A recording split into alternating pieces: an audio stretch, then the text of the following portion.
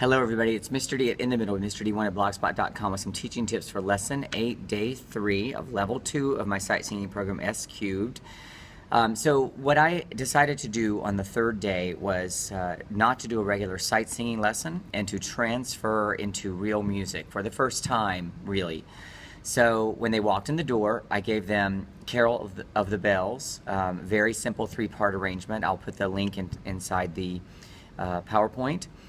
I had them sit down and take a look at it, and if you're watching the teaching video, you'll see the sequence of events, and basically asked them, I told them the goal was for them to sight sing it in groups that they could choose, didn't matter to me, work with their peers, whatever, that all I was going to do is give them the do, and I would have them sing the minor scale. I alluded to the fact, I asked them questions like, what key is it in? Because of course they're going to go to the major key because they haven't learned about minors, and I accepted that answer, and then I just kind of today was about throwing things into their brain to help them begin to think about other stuff, deeper stuff. So I said it looks like it's in the key B flat, and essentially it is, but it's really in minor key, and we've sung minor scales for 2 or 3 years now, so they're used to singing them. And I asked them what is home base on minor. They all answered La. They all knew that because of our work with the scales.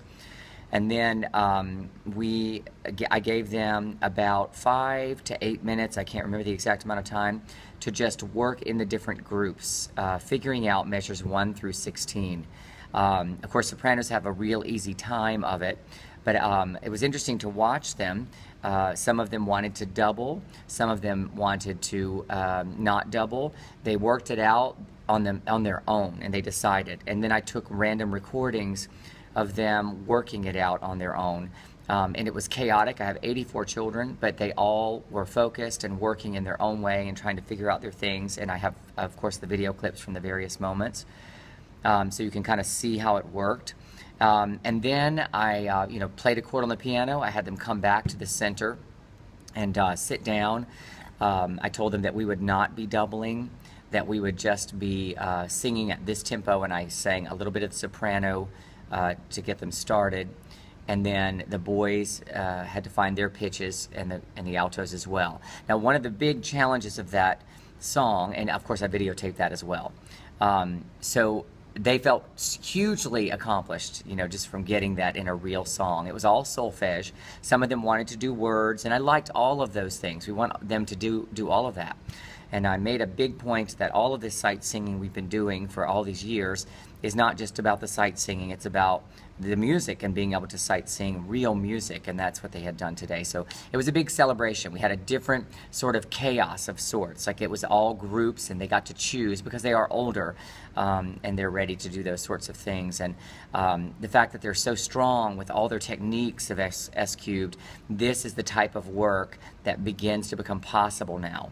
And I'm going to use that song, Carol of the Bells, to also, and I did yesterday a little bit, allude to the idea of looking at the key signature and learning what natural symbols are and what they're affecting, and then why sometimes they choose to put the sharps or flats in front of notes. I mean, these are things that beginners don't know. And I don't want to depend on the piano players, and I want my kids to all walk out of here having information, being curious, and that's what happened yesterday. And so they looked ahead a little bit, measure 17 and beyond, and saw some of the chromatic challenges. But again, because we've built all of this chromatic skill set of singing the chromatic scale from the very first days of their time with me, when we get to singing the chromatics in the music, they're going to be fine with it. It'll be challenging, but it's not going to be overwhelming.